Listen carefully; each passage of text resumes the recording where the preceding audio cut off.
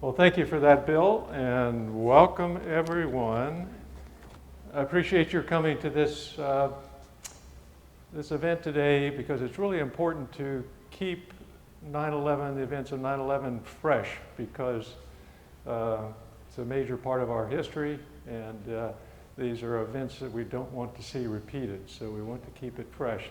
It occurred to me, I was driving over here, that this college class that's just entering this fall is probably almost totally, of all the classes, almost totally comprised of students who were born after 9/11.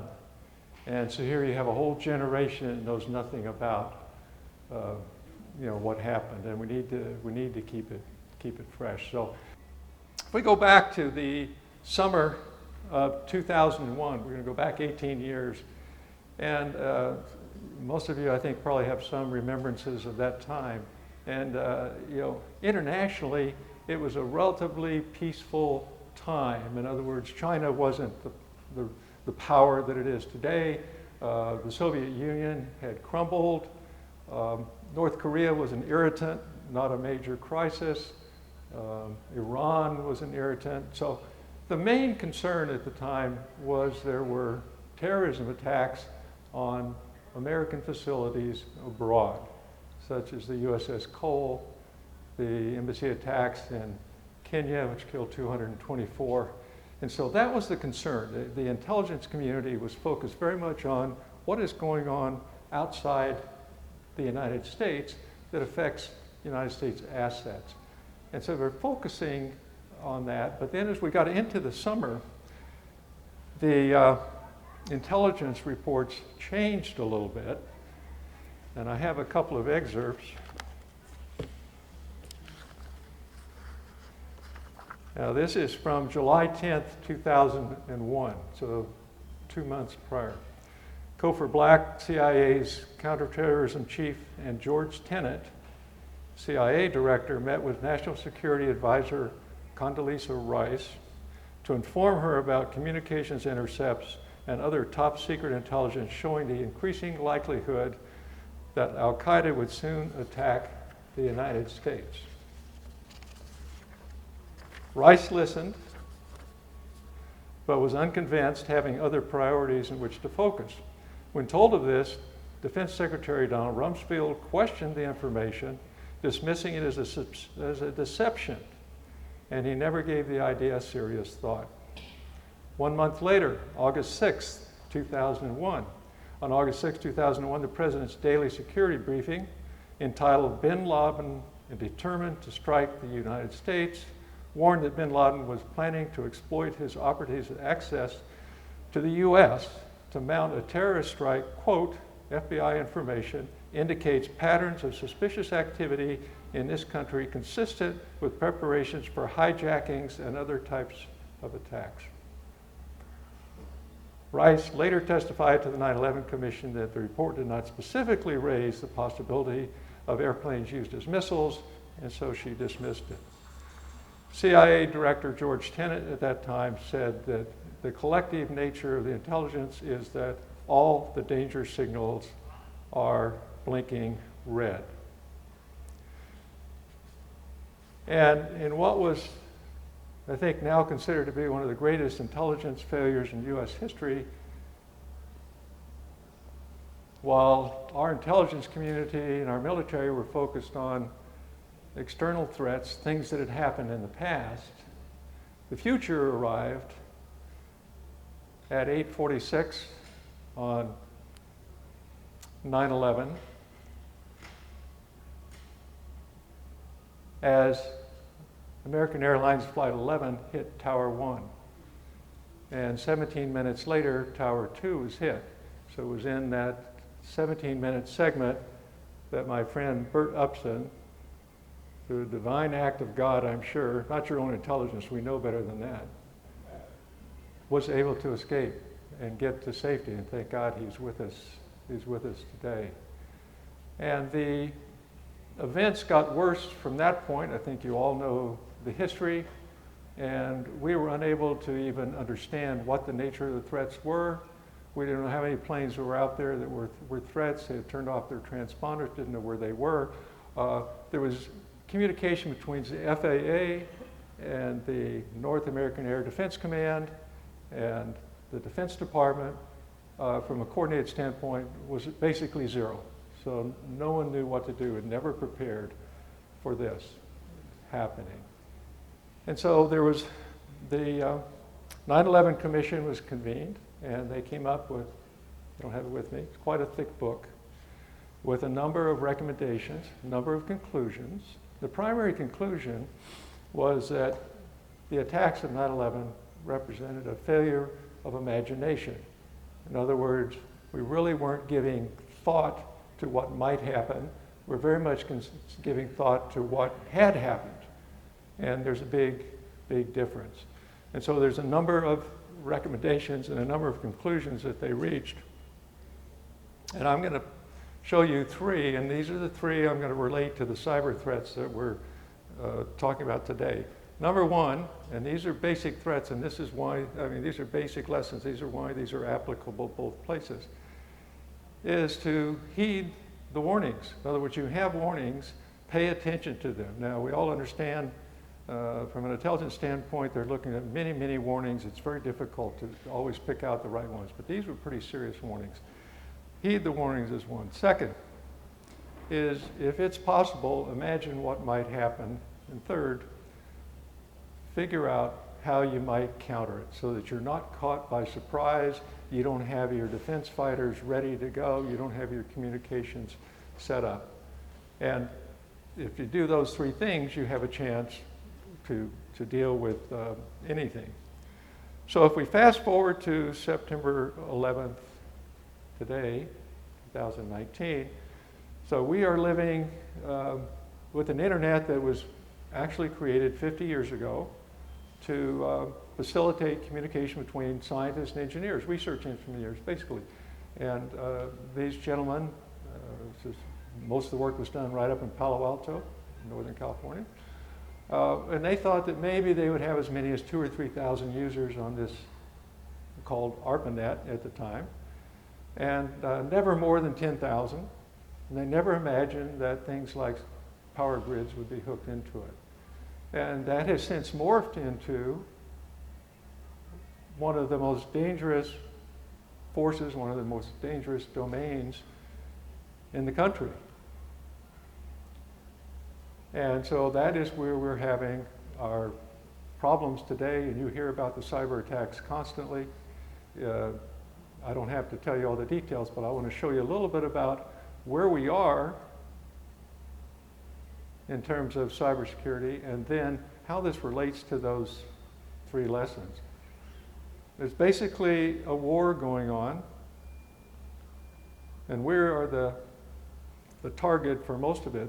This I thought was an interesting chart from the United Nations, and it shows on the yellow, it shows the nuclear-armed nations, and the green is those who are developing or have offensive cyber weapons. So you can see that the proliferation of cyber weapons far exceeds, it's now about 33, according to the United Nations, countries who have offensive cyber weapons that they can use to launch attacks against us, other countries, wherever they would like.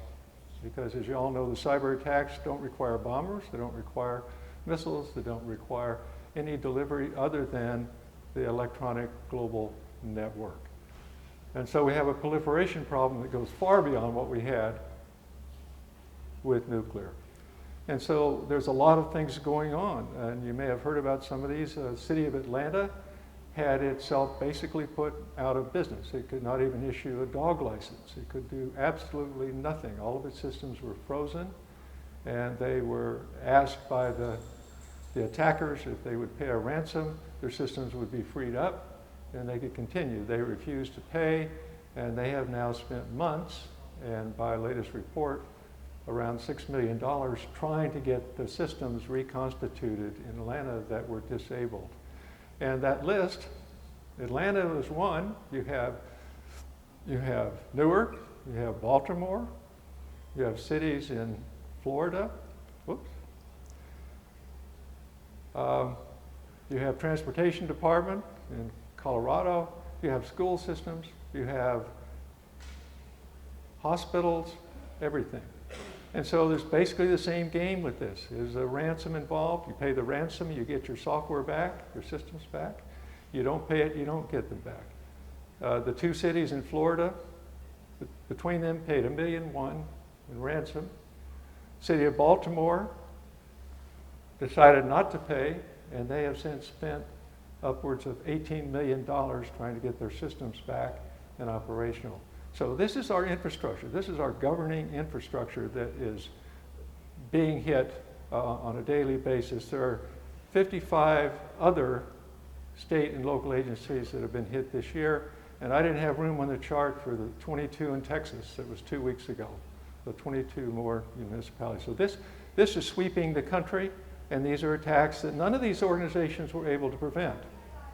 All I will say to you here today, that ransomware attacks, which is what these are largely preventable. And I guess somebody forgot to tell these gentlemen that it is presentable.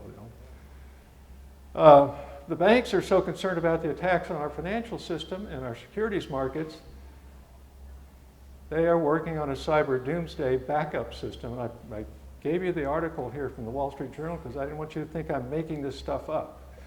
As I go, I know, Bob, you think I'm making it up. So they are scared to death. And Jerome Powell, who's oft mentioned by our president, chairman of the Federal Reserve, on June 2nd, said that cyber attacks are the #1 threat to the financial system. So there's awareness. There's not a lot of solution, but there's awareness that we have a real problem with the financial system. And then a year ago, March, DHS put out an emergency bulletin to all the power providers that said, we have proof that the Russians are in a number of the power grids. They are inside, and we don't know the extent to what they might be able to do. But a little bit later on, with some analysis, one of the senior people in the White House did indicate that it was that basically Russia had their finger on the power button, on or off, and which they chose not to exercise. Now, is that a real threat? People always ask me about the power grid because that's always the big example, but here's the problem with them bringing down the power grid. That is an act of war, and I think that they would get some serious retaliation.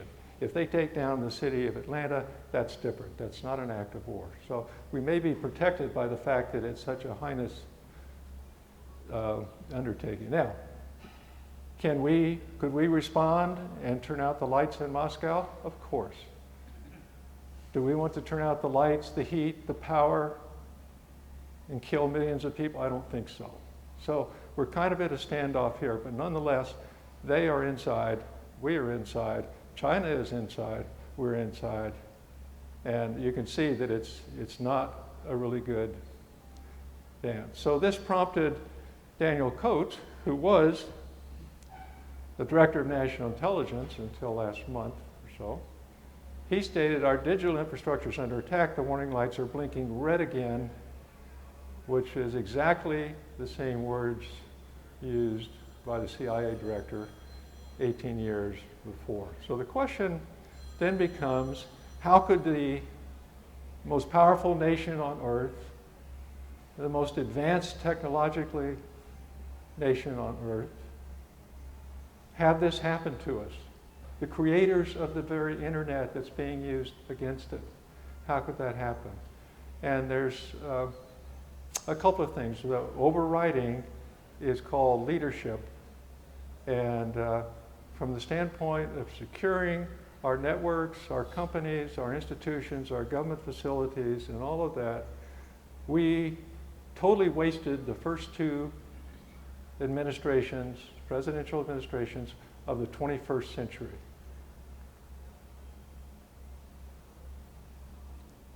And basically, what we saw in those two administrations is even though we created the internet, We didn't do anything, and the games had started, the attacks had started. We did not do anything essentially to counter those. So each White House has its own reasons for this. The Bush White House was concerned with what? Terrorism, countering terrorism, 9/11 attacks. So they're very distracted, very little activity with regard to shoring up our cybersecurity defenses. The Obama White House was, their cybersecurity strategy was run by attorneys in the State Department, and attorneys tend to be risk averse.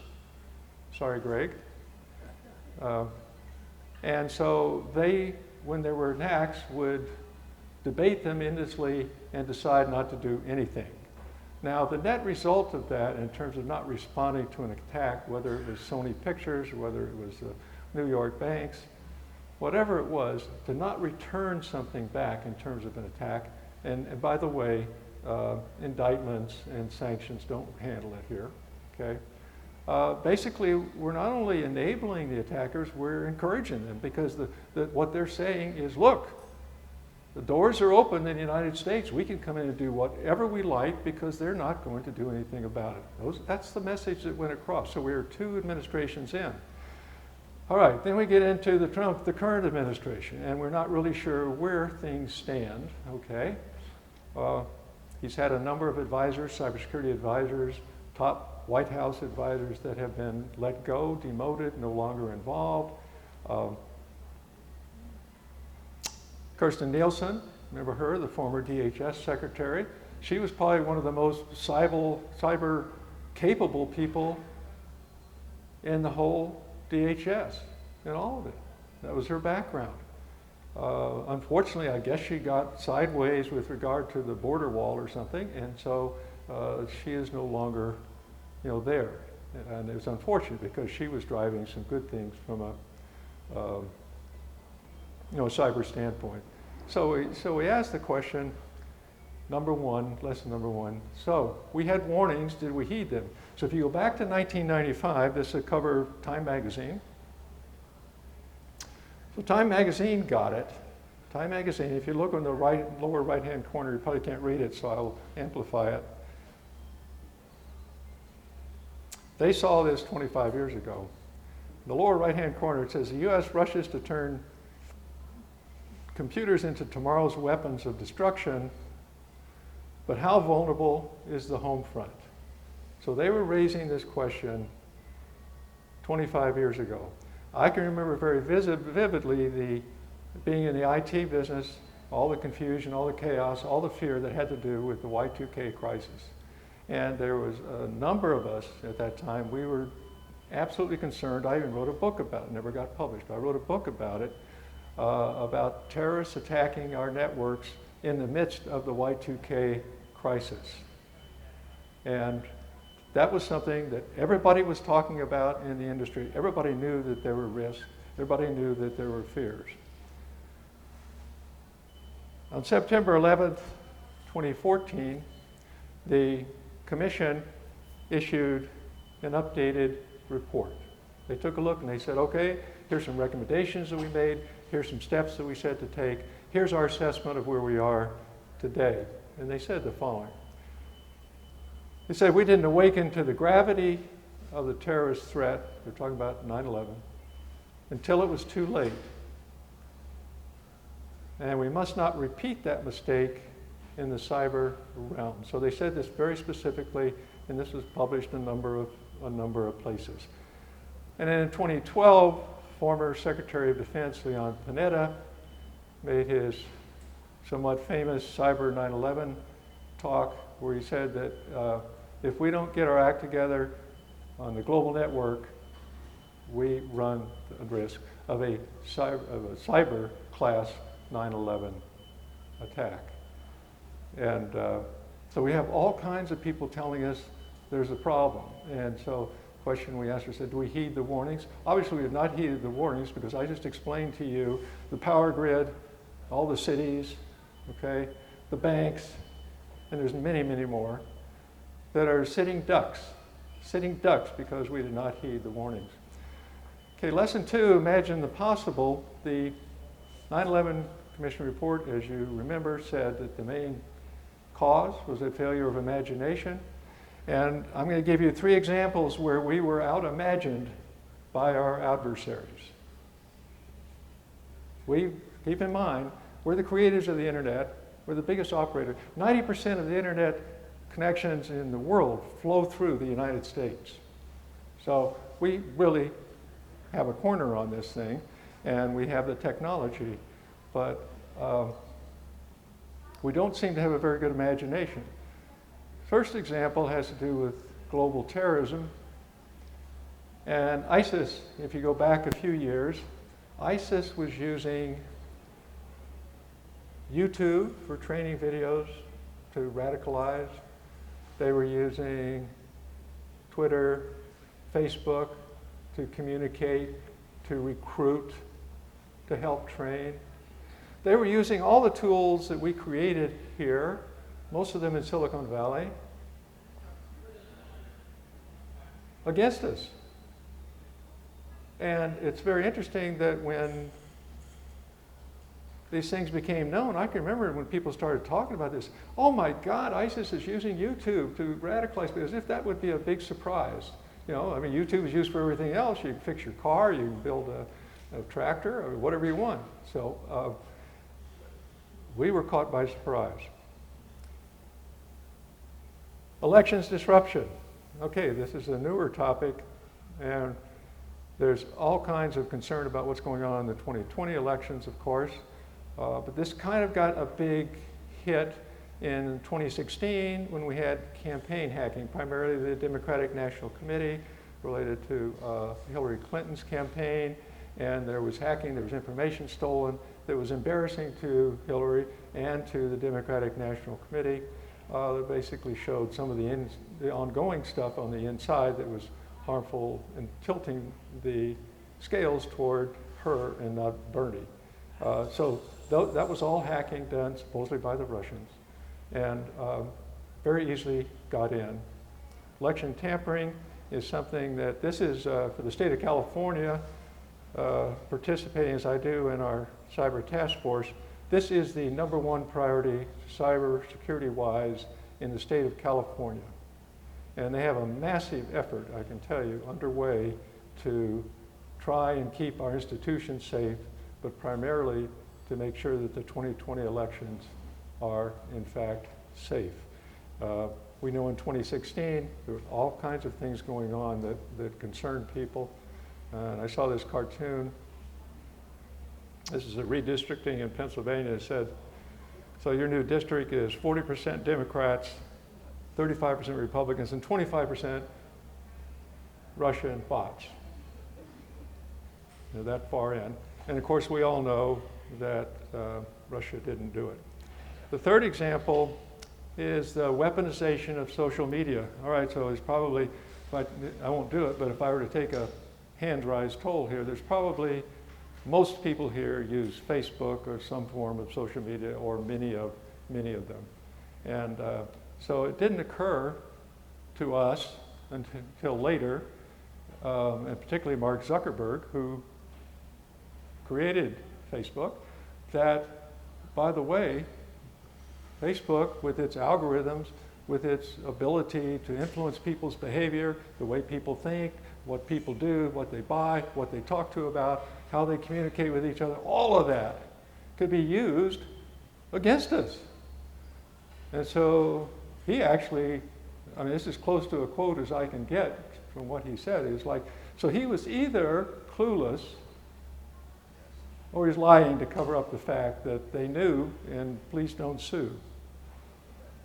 Disinformation is the #2 priority for the state of California.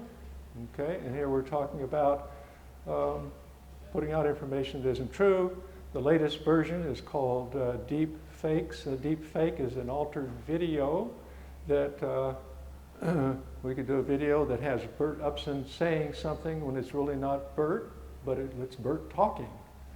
And all the technology exists. So there's going to be a lot of this problem coming along in the 2020 elections. And talk about not imagining, former Director of National Intelligence James Clapper said that we never imagined that the Russians would be posing as Americans on social media. How could anyone consider doing that? So we didn't do a really good job on lesson 2, which is imagine the possible. Third lesson is, okay, are we suiting up? Well, given the fact that we are not doing a great job of listening to what the warnings are, we're not doing a great job of imagining what might happen to us, whether it be on social media, whether it be the power grids, whether it be the banks, whether it be the cities. We're not doing a good job. At least we're doing a good job of protecting ourselves. And so I'll give you a couple examples that answer that question.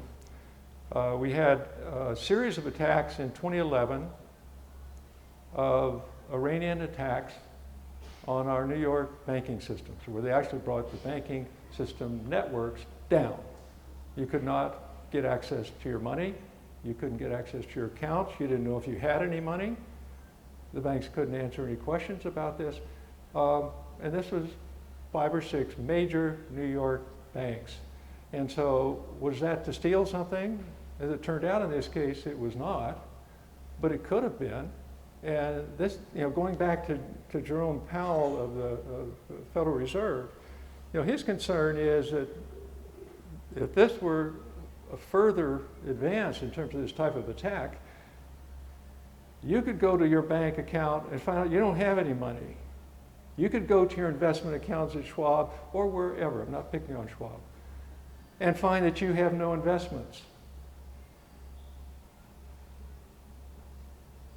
And so Mr. Powell is really concerned about that.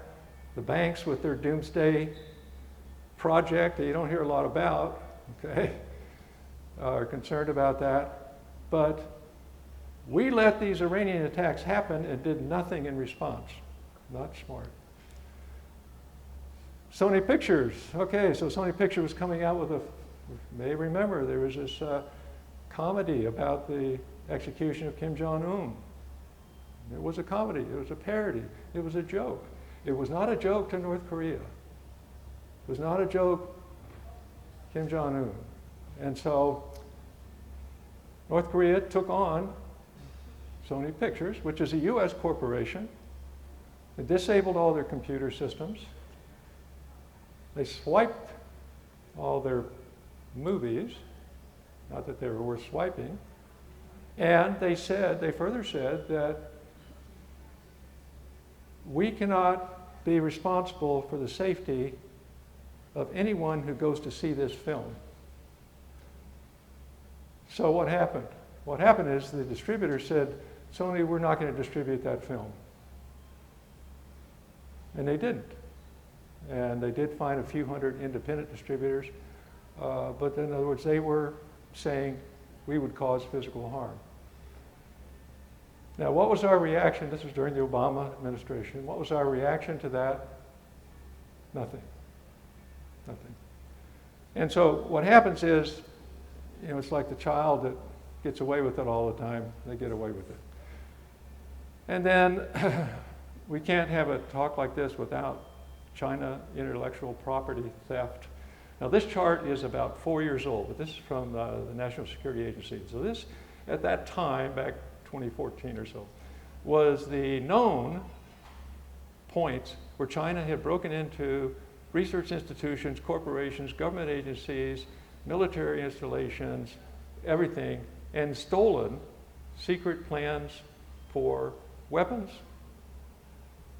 R&D plans for advanced electronics products, satellite plans.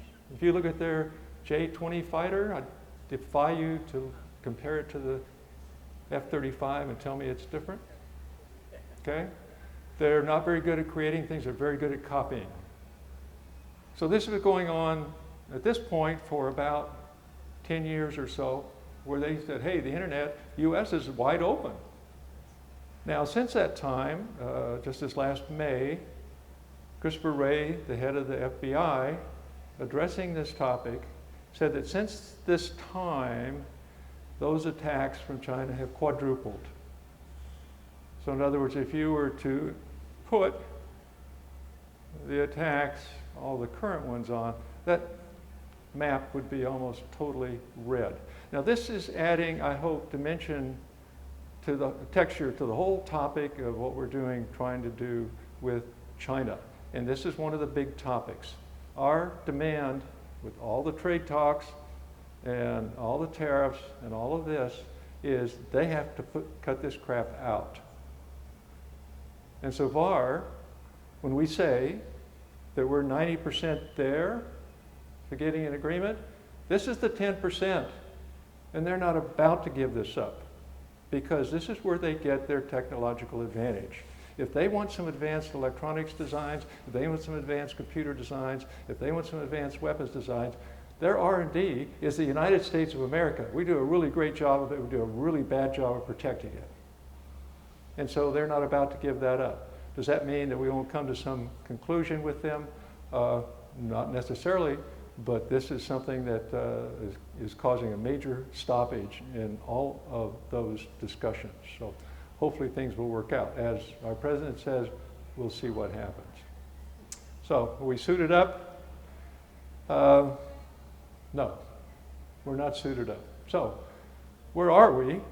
We haven't heeded the warnings very well. We haven't imagined what might happen with these very tools that we created. And we haven't protected ourselves. Now what do we do? And so just quickly a few words here and then I'll close and be happy to take some questions if you like. I would say it's safe to say, and I'm not the expert in this, so I could be totally wrong. I would safe to say that we are probably in the most dangerous point of our history that we have ever been, because we're not just dealing, well, let's go back to this proliferation chart if I have it. Yeah, okay, so let's go back to the Cold War. So what's the deal with the Cold War?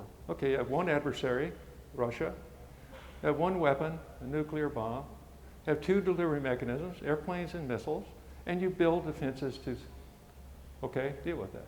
So now you have 33 potential adversaries, 4 of them, North Korea, Iran, Russia, and China, who are really serious and really don't like us, that have a whole multitude of things that they can do.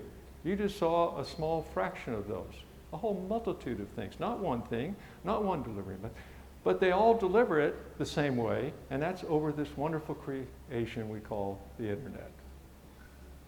And so if we don't protect the internet, then it's fair game. So we're sitting there with multiple adversaries, multiple types of attacks, not prepared, and something has to change. So what has changed, and this is the bit of positive news that I want to close on, because I think this is a critical point I want to make to you. Okay, so it has been finally decided somewhere in Washington that we cannot continue this path of self-destruction. Because basically, I would say this, I would say that we are more, our country and our institutions, and that includes our corporate, everybody, are more responsible for our vulnerabilities in cyberspace than all of our enemies combined. We opened the doors. Is that still on? Whoops. We opened the doors. And largely the doors are still open. So someone has decided that the game has to change, and that in cyberspace, because of all those reasons I just gave you, defense does not work. The reason it doesn't work is there's too many holes in the dike. You cannot possibly protect every network, every system, every person, every institution. So what do you have to do? You have to do something that the National Security Agency is calling swords, not shields. And the U.S. Cyber Command, which has had its hands shackled on this for 15 years in terms of attacking our adversaries, has those shackles removed so they can now go out. So they don't want to, the U.S. Cyber Command and the NSA, they've said, look, we're not going to continue to fight this war on our turf. We're going to fight it, whoever you are, on your turf.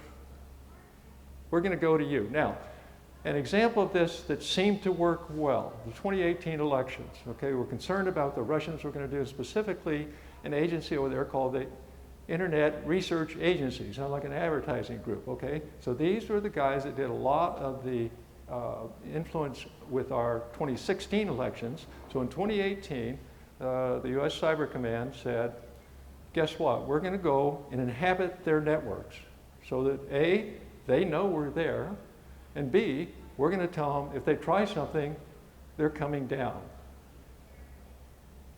That's called deterrence. And that's kind of deterrence, kind of like having a big nuclear bomb. That's a good deterrence. So leading the effort is General Paul Nakasone, who heads the US Cyber Command and the National Security Agency. And his whole philosophy is, and he now has the ability to execute this, whereas before 2018, he had no ability to exercise this. We're going to make them change their behavior. We're going to punish whoever they are until they change. And we'll get to them before they get to us. And that's the only way we have a chance, because as I said, I'll repeat it again, there's too many holes in the dike. There's too many things that can happen. So thank heaven for General Nakasone. And then, not to be late to the game, but they are, the FBI has said, hey, we have spent 18 years focusing on counterterrorism. We're now going to focus on cyber threats. So it's kind of like, nice to have you in the game. Where have you been? But anyway, that's really good. Now, I want to make a few comments about John Bolton because he just left yesterday, as you know, as National Security Advisor. And John Bolton was a hawk in a number of ways, but he was a very proactive, go get him, grab him by the throat cyber guy. And so he was loved by General Nakasone, by the military. Bolton is awesome because he's telling them, President Trump, tell those guys to go get these other guys by the throat. He's the one that's really pushing this, okay? And so that's what's enabled this. He has been a big driver. Now he's gone. He's gone. And the question is, will that strategy continue? And the indication is that it will continue because it's a good strategy and it works, and he's put it in place. General Nakasone and the others, we are going to continue that. But when you hear, there's a lesson, there's a question from CNN, yesterday about, well, there goes your national security. Bolton had an impact, but he also didn't do well in some other areas, evidently. So he was an important person, and but he lives on. That's the thing. So we have to be strong. We have to be dominant in this new domain of war. We have to exercise our power, or people will exercise theirs. Very simple game. It's like, I always go back, you see these ads in the 50s about the skinny guy getting the sand kicked in his face. And I'm not looking at you, Bert, but the skinny, the 95-year-old, 95-pound, getting the sand kicked in his face. Well, that's been the United States of America in cyberspace. And now that guy bought his barbells, he beefed up, and he's not going to take it anymore, and we're not going to take it either. So we got to have the power. The second thing is we have to have an approach that works to say what might happen, what do we do about it if it does, and those are the lessons.